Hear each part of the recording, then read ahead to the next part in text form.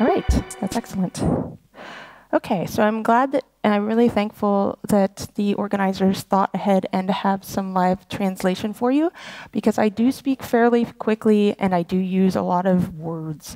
So I will try not to get too carried away today when I talk to you about how I feel that everyone else is so clever. So hi there, I'm Lyza, as was introduced, and I did come from the forest of Vermont to be with you today.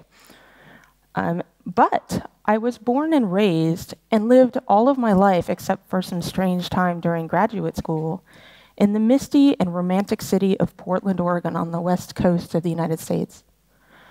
Now, the city of Portland has lately come to believe itself to be the most interesting place in the world. It's full of interesting and clever people enjoying their collective profundity. It was here in Portland that everything in my life happened. I first clicked on View Source in a Mosaic web browser in the 1990s in my college's computer lab.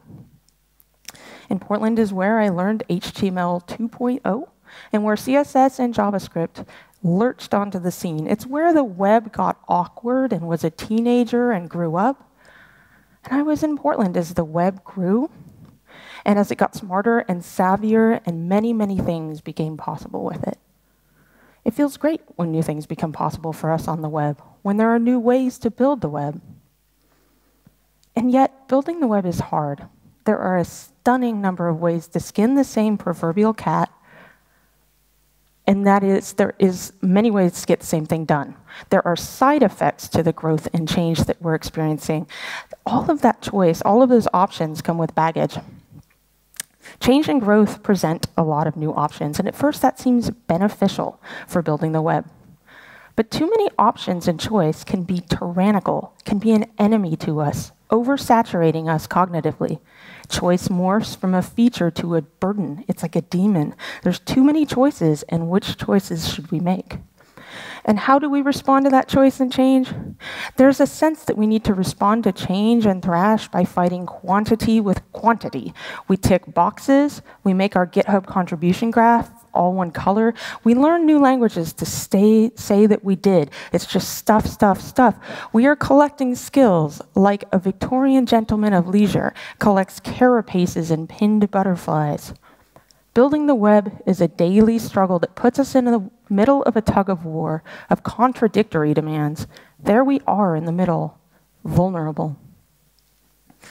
Now, meanwhile, back in Portland, where I had watched the web grow from just a tiny seed and grown up myself, I saw that amplifying change and thrash. I was in the middle of it. And despite having navigated the realm of the web for decades, I felt lost, naive, overwhelmed, and unsure.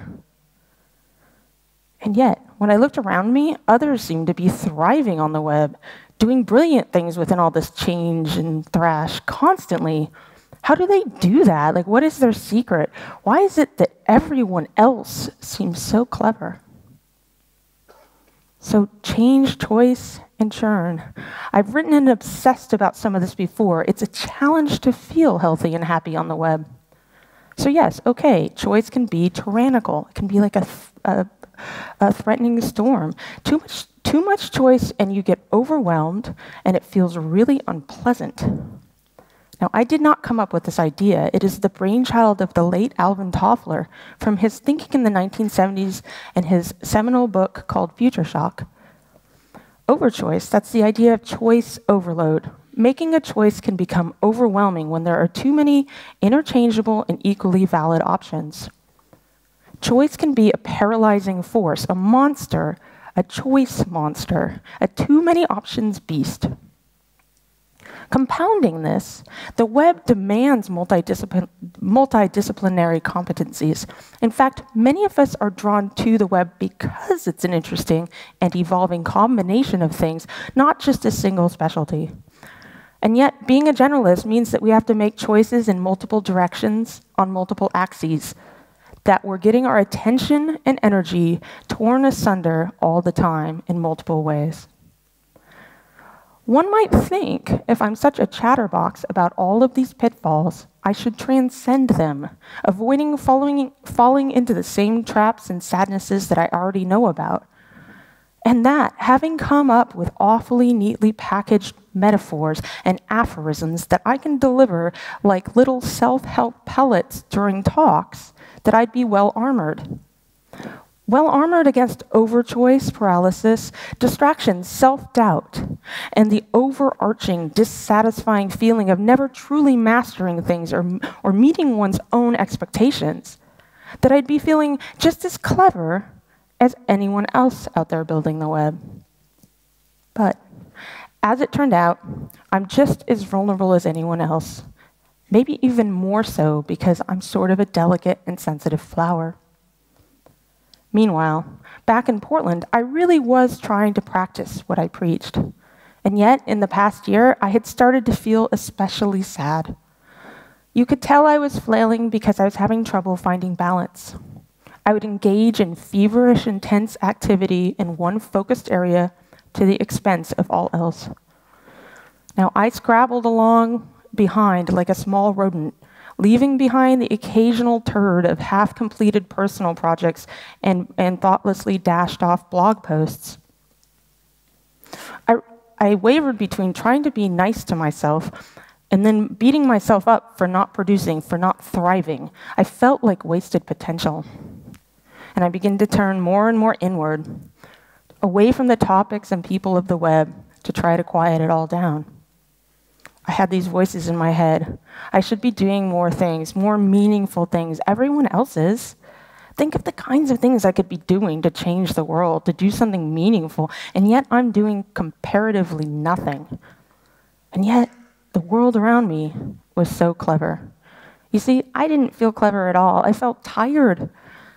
It was the winter, but really the summer, fall, spring, and winter of my discontent. Something doesn't feel right in Portland, on the web, for me anymore. What's bugging me? What's getting me so down? And maybe it's the traffic. That's an easy thing to blame. The Google Maps traffic layer in Portland is more often than not just rivers of blood. Maybe it's the housing market. Housing now completely unaffordable for all of Portland's working families. Maybe it's all the hipsters. It's so easy to scapegoat the obvious things, the petty things. Maybe it's the smugness. Can't Portland just be interesting without having to mention it all the time? The dissatisfaction continued to build. I felt old and busted. What if it's not just me getting crotchety about the slew of hipsters? What if what I'm upset about is more serious? What if this is a surface layer over the fact that maybe I don't love the web anymore? Is that even possible? Have I fallen out of love with the web? What even matters to me anymore? I thought this was a central thing for me. These are big issues for someone who has so long been up the web and committed to the Pacific Northwest in the United States. Maybe I just needed a break. So then I moved to Vermont, nearly 5,000 kilometers from everything I'd ever known and loved. And for 6 weeks, I did nothing worthy of note. Or at least not worthy of note in terms of the web, in terms of the context I had just left behind. I did not build web pages, I did not program things. Instead, I did things that humans have done for generation after generation and are not really worthy of posting blog posts about. Some of the things I have been doing in Vermont have required me to learn and figure new things out. I've had to pick up new competencies, like recognizing these black bear tracks in front of my house. I'm learning at my own pace, and the change from an urban life to one so thoroughly surrounded by trees, rivers, sheep, and fireflies is so complete, is so detailed, it's mesmerizing to me. There are a billion details, but I'm discovering them at my own pace. I don't have to prove it to anyone. In fact, I find that it's kind of hard to bridge this experience to the online world I was used to, and I don't really have a desire to. Instead, I curled further into the new community of real humans around me, went to a barn dance, and adjusted our solar array. When I leapt into the 6-week break, it wasn't intended as retirement. I envisioned it as a psychic sandblasting, believing that I'd come out the other side, a more pure and clean and refined, ready to be the amazing web developer I was always trying so hard to be. Yet, my first few days back In the fray, in an honestly fun, new, exciting position, I felt nervousness along with my giddiness at my new gig. I felt bewildered, as if I'd been sleeping under a tree like Rip Van Winkle and the world charged ahead decades while I snoozed. I felt rusty and uncertain, far, far behind. I felt like I didn't know how to make web pages. But I didn't feel the clarity of vision I'd hoped for, or freshness. Instead, I felt lost and stupid. My Feedly feeds, my RSS, were full of cobwebs. On Twitter, where I used to be, was just crickets, the sound of crickets. I felt like I had an entire discipline to relearn. Now, I just want to mention again, it had been 6 weeks. 6 weeks. Let's think about that. Now, the web has been around for, give or take, 1,400 weeks. And I myself have been active on that for about 1,150 of those, over 22 years. A conservative estimate would be that I've spent about 23,000 hours building the web. 6 weeks. That's less than 0.5% of the web's lifespan. So hang on. How much meaningful change could really happen while I was absent in 6 weeks? How much was noise and blogging and distraction? And could I even discern or tell the difference anymore? How much of my own sense of incompetency and irrelevancy is imaginary or a coping mechanism for all of this change? And regardless, it sure feels like a lot of change. And there is certainly some real change in there. Can the web continue to thrive at this rate of change? Is she going to blow up? How is that others cope so well? Once I got just stable enough not to feel as shell-shocked, I realized that there were some things I hadn't missed about working on the web. In the same way that I haven't been able to answer the question, so why did you move to Vermont very well until the past few weeks and still have trouble answering it, so too was the clarity slow to gel around how I felt about my time away from the web. I definitely still liked figuring things out. One of the things we do all the time when we're making the web. So that's good. My curiosity is still intact. But to be satisfied for the longer term, I'm going to need to figure out what satisfaction means, what drags us down, and why. I just can't seem to feel very clever, while everyone else is. And now, as humans on the web, ever learning and ever growing, we are subject to cycles of motivation and demotivation. We obtain pleasure from certain aspects of what we do, and we get satisfied, and yet we also wallow in the troughs of the demotivation. A developer's life is like a cycle of motivation and demotivation, of angst and reward. How these cycles arrange themselves over time affects our overall happiness and sense of professional well-being. And when we stay too long in the trough of demotivation and sadness, it can really drag us down. Instead, I need to make sure somehow that I'm well balanced in my ups and downs, constraining downtimes to reasonable lengths.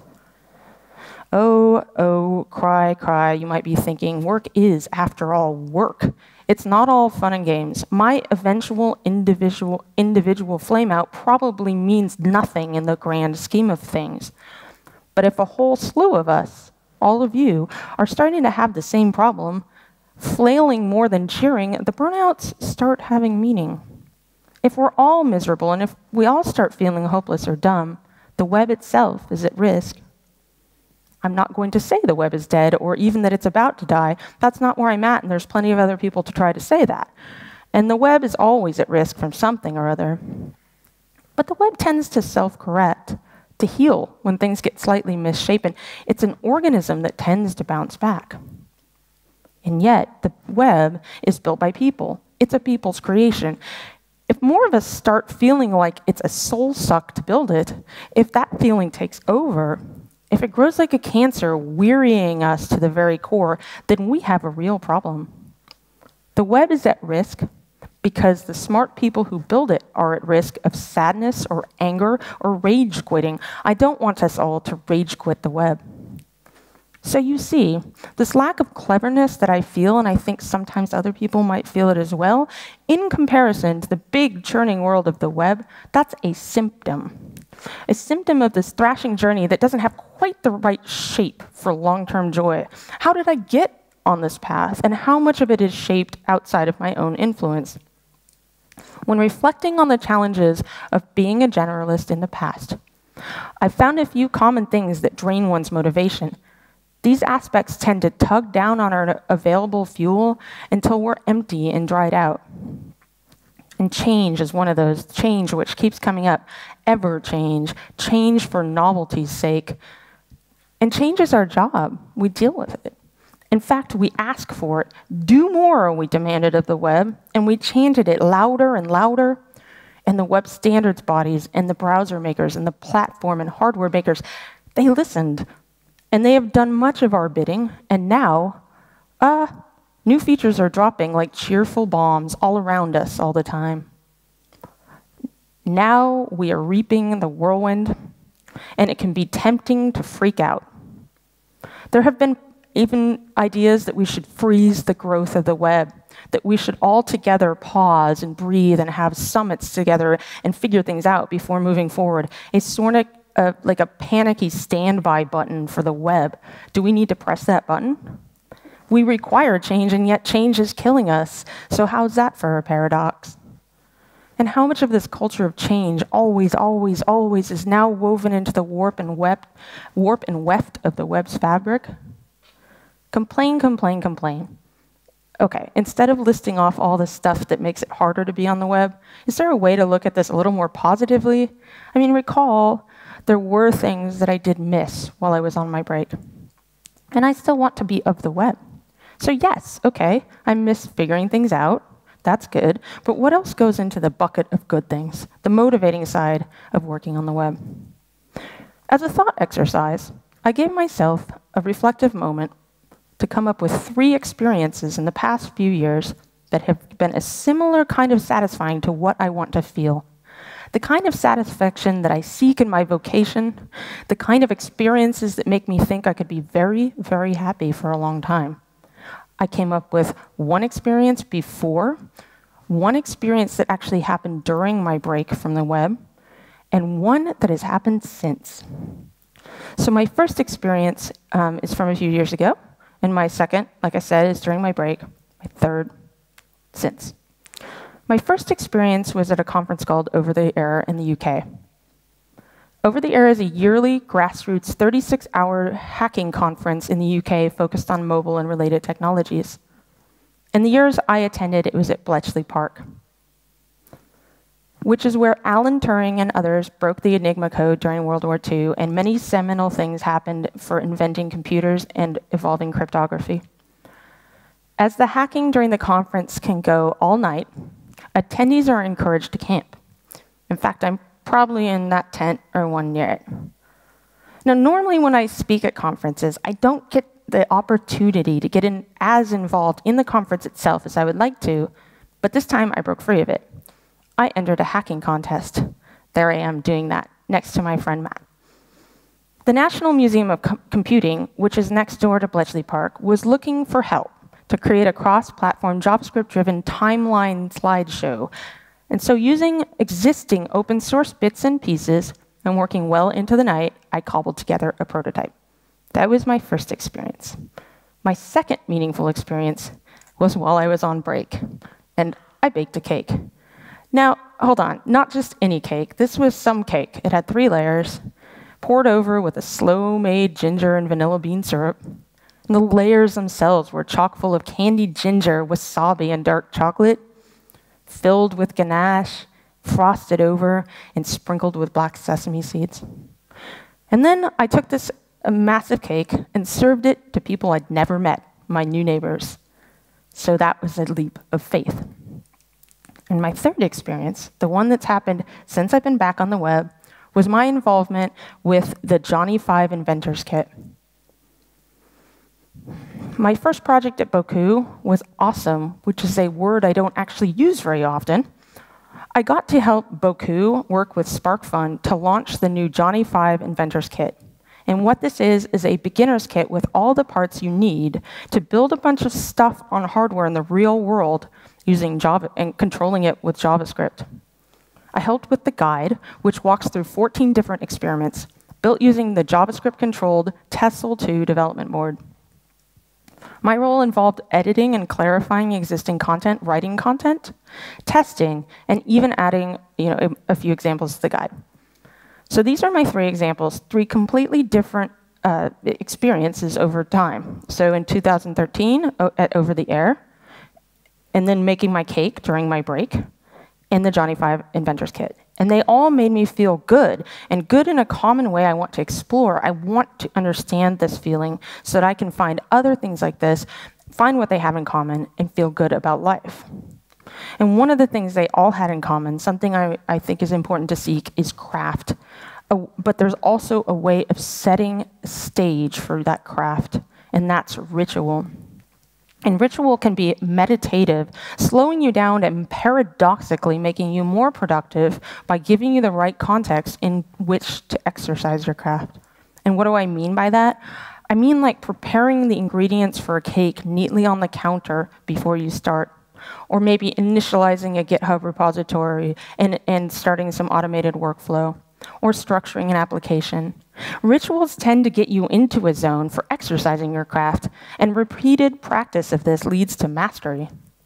But on the other hand, it's a fine line between ritual and busy work. Our community's current habit of booting out tooling and frameworks very frequently for the next thing that's come along can throw ritual way out of balance. When we can't get things squared away and dive in quickly to the actual thing that we're trying to solve, we feel demotivated.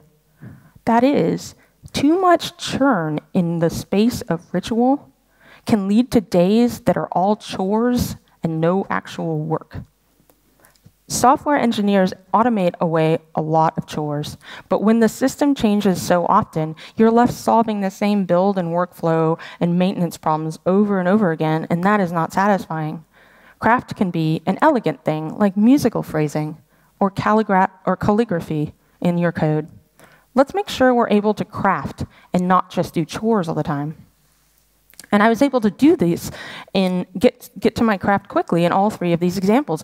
My first example, at Over the Air, I was able to exercise my craft in the context of an open source and standard web workflows. Baking my cake, I was able to exercise ritual and craft with careful preparation and using my techniques. And when I worked on the Johnny 5 Inventor Kit project, I was driving right into a well-established project with defined tools and flow.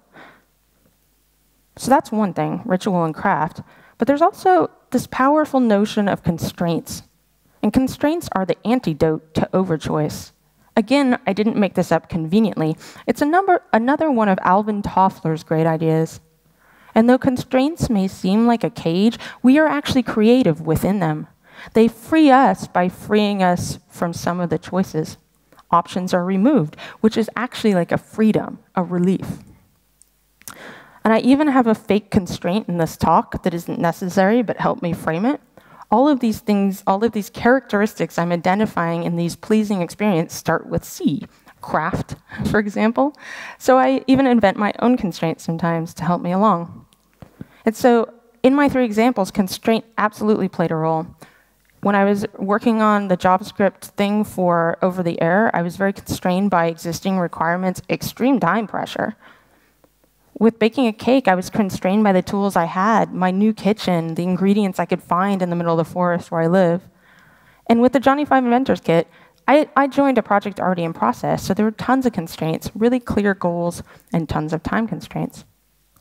But another aspect of all three of these projects, an aspect that brings real fulfillment, is the human connection, that is, community, the interplay of real people with the things that we make.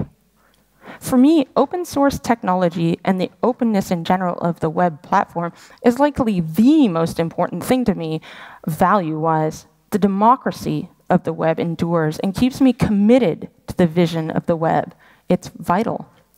So projects with a strong community and human aspect often lead to a sense of continuity, starting from something, leading to something, and often leading beyond something.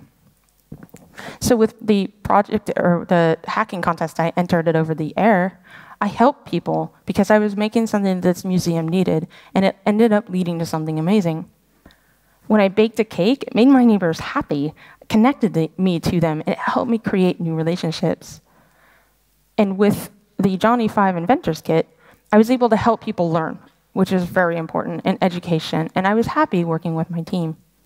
Now, when I say the over-the-air experience led to something amazing, here's what ended up happening. It changed my life, as it turned out. So I entered this hacking contest, and amazingly enough, I actually won.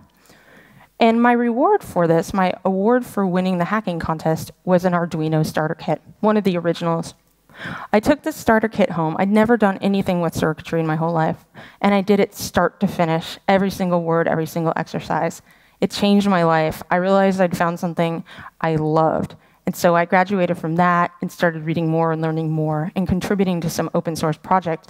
I discovered how web technologies like JavaScript can be used to control hardware as well. And eventually I was able to contribute a chapter to the Make book on JavaScript robotics. And as of right now, I'm in the middle of writing a book called JavaScript on Things, which is hardware for web developers for Manning. It's actually in early release. You can get it now if you're interested.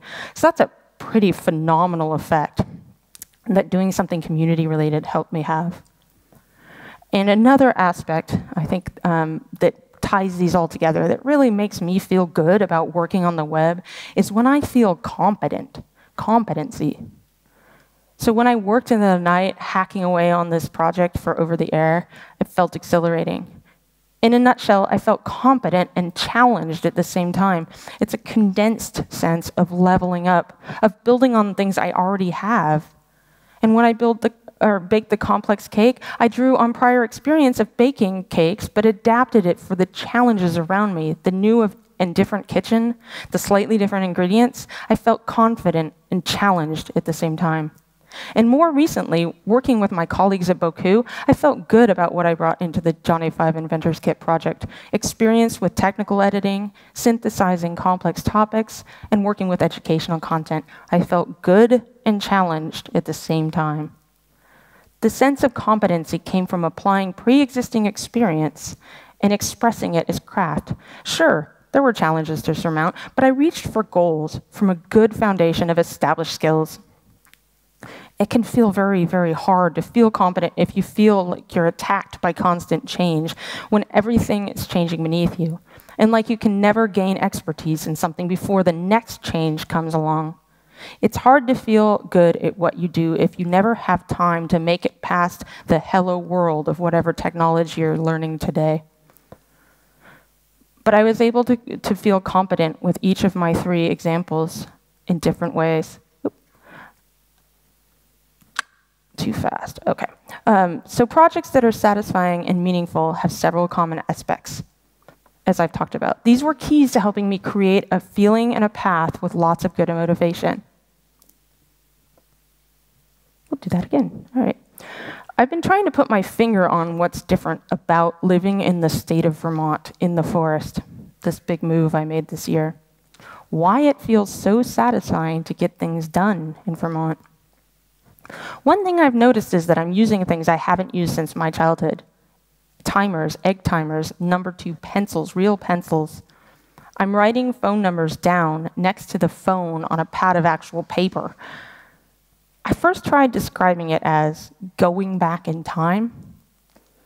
We even had sheep for a while this summer, literally. And our house, which came furnished, is full of antiques. The house itself is 200 years old in places. Neighbors drop by with coffee cake. But describing it as going back in time, that's not accurate either. Vermonters are not provincial, stuck in a time warp. For one thing, the fiber internet in my town is the fastest available in the country. I have symmetrical gigabit fiber, so it's a pretty interesting contrast. And the same neighbor with the sheep, who let me have sheep this summer, is talking about getting drones to help with his shepherding. They already have a bunch of Nest drop cams they use to monitor the lambs. And we have, this is my solar array, I mean, we have many modern ways of generating electricity. It's not that Vermont is a snapshot back in time. It's that it's without time. It's timeless. People who live and work here in Vermont choose what works, keeping the good stuff and adopting things only once they prove their use. Most people here drive their cars and trucks until they don't work anymore. Switching to a new harness or fence would be expensive, so it doesn't happen until it makes sense. It's also much more effort to get rid of things once you don't use them anymore. There's no trash service. You have to take a trip to the recycling center.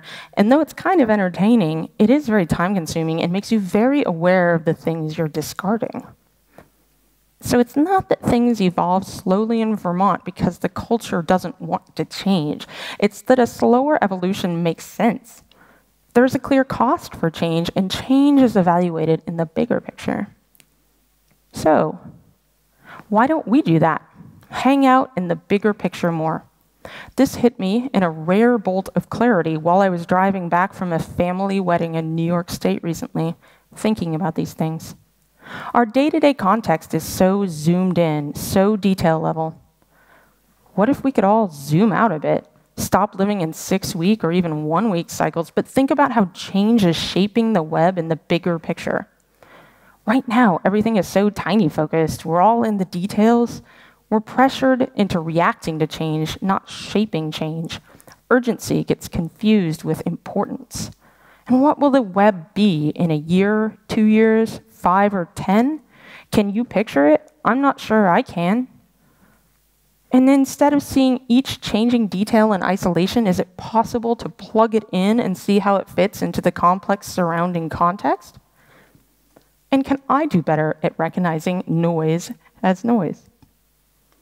I have a river in front of my house, and several weeks ago, there were thousands of tadpoles, like baby frogs, right, swimming around, thousands upon thousands, right across from my house. But only a few survived to approach adulthood and turn into a toad.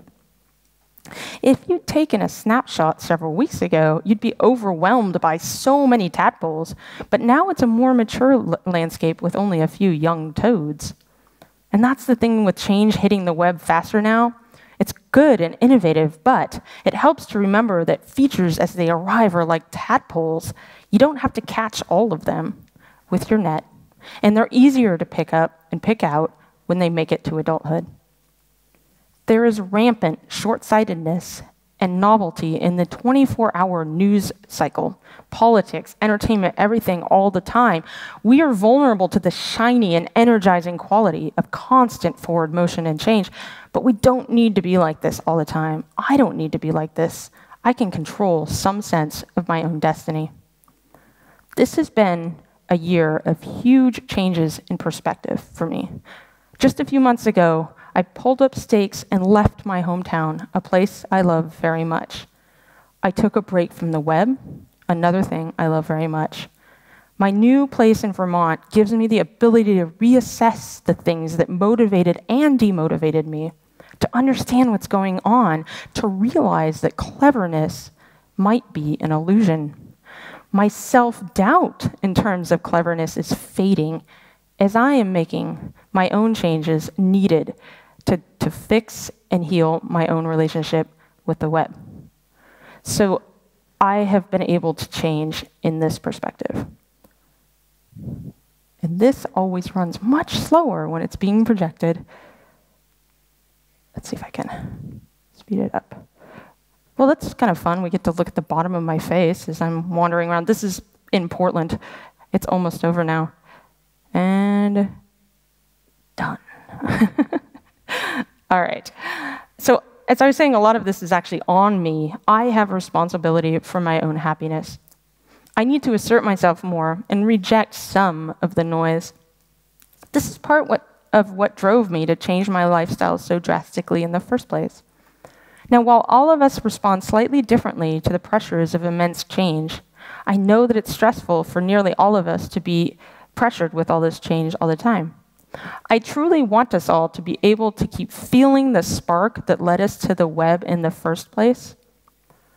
And while I do think that the chatter of change will continue churning, I do feel like I want to zoom out and see change in the bigger picture that might help us collectively calm down a bit, as well as honing in on the characteristics I can identify that lead me to satisfaction and could help others be more satisfied. This time, I'm not going to wrap things up neatly, not in this talk. Things are very messy and things are complicated. I can't wrap it up with a ribbon, but I will leave with a promise. I'm going to keep trying to make the web better, not just for myself, but for everyone building it and using it. It was okay to take a break, but I'm ready to be back. and I'm going to enjoy my strange and magical house in the woods. I'll chop firewood this winter, and I'll continue to build the web at the edge of technology. That is a compatible mix. I just might be a little bit choosier about what gets my attention, because I do care about the web, and I do care about us. I want us all to be happy, and maybe, if we're lucky, I'll get a chance to feel a little bit more clever. Thank you.